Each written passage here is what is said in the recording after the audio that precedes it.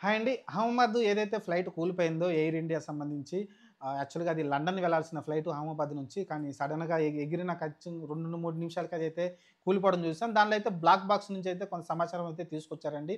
కానీ ఇదైతే మనకి ఆశ్చర్యం కలిగించింది. ఎందుకంటే ఒక ఫ్లైట్ రన్‌వే మీద రన్ చేసుకుంటూ ముందుకెళ్ళిన తర్వాత అది ఫ్లైట్ అయిన తర్వాత కొంచెం ఎత్తు వెళ్ళిన తర్వాత దాదాపు అది 1500 అడుగులు ఎళ్ళాల్సిందంట. కానీ దాదాపు 650 అడుగుల దగ్గరనే అది ఎగిరి ఇమ్మీడియేట్‌గా అయితే కూలిపోవడం చూసాం. అంటే 650 అడుగులంటే ఇమ్మీడియేట్‌గా ఏదైతే భూమి గురుత్వాకర్షణ శక్తి ఉంటుందో అది లాగేసుకుందనుకుంటాను. దాని కారణంగా అయితే పడిపోయిందని అయితే కొంతమందయితే చెప్తా ఉన్నారు. ఎందుకంటే అసలకి 1500 అడుగులు ఎందుకు వెళ్ళలేదది? 650 అడుగులే ఎళ్ళడాల్సిన కారణం ఏంటి? ఎందుకంటే ఒక ఫ్లైట్ అనేది 1500 అడుగులెళ్ళిన తర్వాత ఆ నుంచి ఇంకా పైకెళ్ళి అక్కడ ఒక స్టెబుల్ అయితే అవుతా ఉంటుంది. కానీ ఇక్కడ చూస్తే ఫ్లైట్ అనేది 650 అడుగులే వెళ్ళి ఆ నుంచయితే ఆహ్, ఇమ్మీడియేట్‌గా అయితే కూలిపోవడం చూసాం. ఎందుకు అది పూర్తిగా 1500 అడుగులనేది ఎగరలేకపోయిందనైతే కారణాలైతే చూస్తా ఉన్నారు. అలానే పైకెక్కిన తర్వాత ఆ బ్లాక్ బాక్స్‌లో అయితే ఎవరైతే ఆ పైలట్‌లు ఉంటారో వాళ్ళైతే ఒక 2, 3 మాటలైతే వినిపించినియంట. అందులోది మెయిన్ వచ్చేసి పవర్ సప్లై రాలేదంట. నో పవర్ అనైతే వచ్చేసింది. ఆ తర్వాత ఫ్లైట్ కూలిపోతుందనైతే ఒక మాటైతే చెప్పుకొచ్చారు. మరి అసలు సడెన్‌గా ఫ్లైట్‌లో పవర్ ఎందుకు కట్ అయింది? ఎందుకంటే కిందున్నప్పుడు ఆటోమేటిక్‌గా చెక్ చేసుకుంటారు, అన్నీ చూసుకుంటారు. యాక్చువల్‌గా ఢిల్లీ నుంచి వచ్చేటప్పుడు ఢిల్లీ నుంచి ఫస్ట్ ఆ ఫ్లైట్ అహ్మదాబాద్‌కొచ్చింది. అహ్మదాబాద్‌కొచ్చిన తర్వాత చూసుకుంటే మీకు అక్కడ ఎవరో ఒక ట్విట్టర్‌లో ఒక వీడియో అయితే వైరల్ అవుతా ఉంది. ఢిల్లీ నుంచి అహ్మదాబాద్ వచ్చేటప్పుడు ఇక్కడ స్క్రీన్‌లు పనిచేయట్లేదు, బటన్‌లు పనిచేయట్లేదనైతే ఒక వీడియో అయితే వచ్చింది బయటికి. అంటే అప్పుడే దాంట్లో సాంకేతిక లోపం ఉన్నదనైతే చాలామంది అభిప్రాయపడ్డారు. కానీ కొన్ని కొన్ని సార్లు కొన్ని స్క్రీన్‌లు పనిచేయవు. కొన్ని కొన్ని సార్లు పనిచేయవు. దాని తర్వాత సరిచేస్తారని చెప్పుకొచ్చారు. ఎందుకంటే గత 12 రోజులు, గత 2 వారాలుగా ఆ ఫ్లైట్ తిరుగుతూనే ఉందంట రెగ్యులర్‌గా. రెగ్యులర్‌గా తిరుగుతూనే ఉందంట. మరి అలాంటప్పుడు దీనికి సడెన్‌గా ఎందుకు అది కుప్పకూలిందనైతే దీనిలో ఏమైనా కుట్ర కోణం ఉందా? లేకుంటే ఏమన్నా కావాలని చేశారా?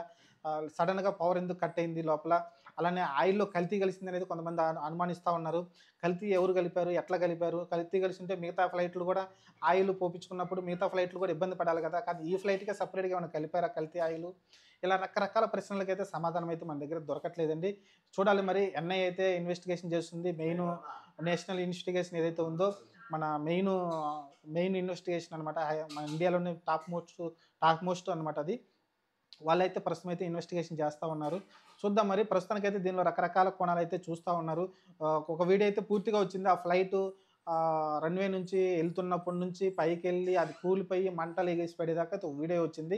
అంతసేపు ఆ వీడియో ఎందుకు తీశారు? ఆ వీడియో ఎలా బయటకొచ్చింది? ఎవరు తీశారనేదైతే దానిపైనే తీస్తా ఉన్నారు. ఎందుకంటే వాళ్ళకెలా తెలుసు ఆ ఫ్లైట్ కూలిపోతుందనేది ఒక డౌట్ అయితే చూస్తా ఉన్నారు. ఎందుకంటే ఒక ఫ్లైట్ పైకెగిన తర్వాత ఆటోమేటిక్‌గా కొంత దూరం వెళ్ళిన తర్వాత ఆటోమేటిక్‌గా వీడియో కట్ చేస్తారు. కానీ ఫ్లైట్ రన్‌వే నుంచి పూర్తిగా ఎగిరి ఆ కింద పడిపోయి అది మంటలు ఎగిసిపడేంత వరకైతే వీడియో అయితే షూట్ చేశారంట.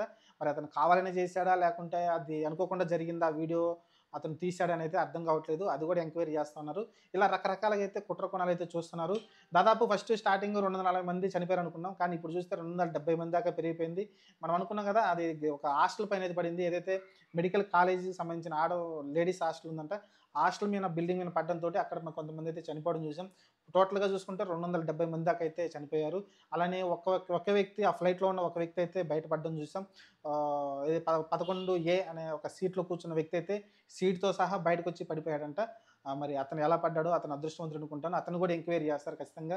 అతను లోపల అసలు ఏం జరిగింది? ఆ కూలిపోయే ముందు అసలు సిట్యుయేషన్ ఏంటి ఫ్లైట్ లోపల అనేది మొత్తం ఎంక్వైరీ చేస్తారు. మనకి ఇంకొన్ని రోజుల్లో మొత్తం పూర్తిగా వస్తుంది. ఇది ఏమైనా కుట్ర జరిగిందా? లేకుంటే సాంకేతిక లోపం కారణంగానే ఇది కూలిపోయిందనైతే పూర్తి ఇన్ఫర్మేషన్ అయితే మనకి కొన్ని రోజుల్లో బయటకొస్తుంది. ఎన్‌ఐఏ ద్వారా అయితే బయటకొచ్చే అవకాశం అయితే కనిపిస్తుంది. చూద్దాం మరి ఏం జరుగుతుందో.